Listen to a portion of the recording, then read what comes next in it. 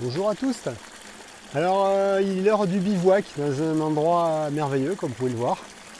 Donc avant de dormir, on va parler de mélatonine, puisque la mélatonine c'est réputé pour soi-disant faire dormir.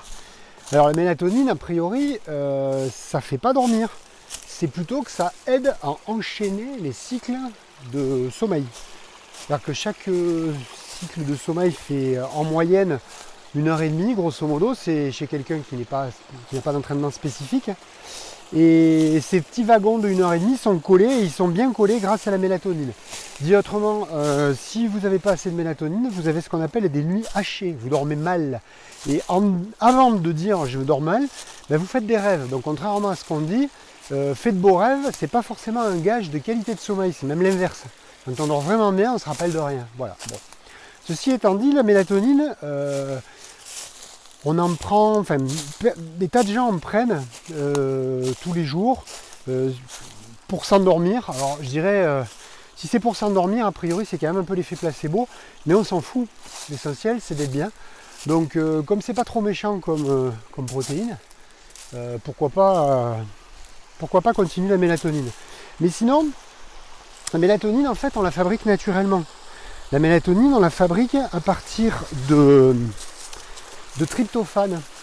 Le tryptophane, c'est un des 8 acides aminés essentiels, c'est-à-dire un des 8 acides aminés qu'il est absolument indispensable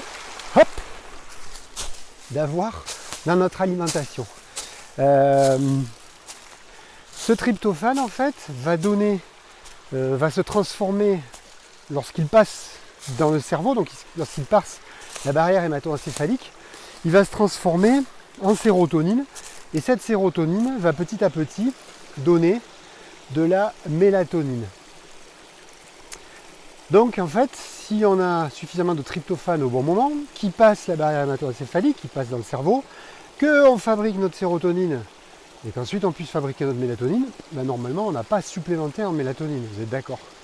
Donc en fait le petit problème qu'il y a, c'est que le tryptophane, lui, il est un petit peu... C'est le plus rare et le plus mal aimé des acides aminés.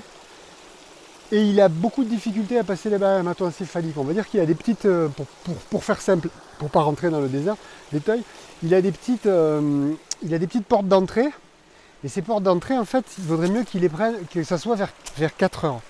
Donc dit autrement, c'est pour résumer, je taille la serpe une fois de plus, mais si vous n'arrivez pas à dormir, si vous avez un sommeil haché, si vous faites beaucoup de rêves, ça veut dire peut-être que vous manquez de mélatonine. Alors avant de vous précipiter sur des trucs qui valent une blême dans le commerce, etc., mais commencez à manger par exemple des amandes séchées, des choses comme ça, dans lesquelles il y a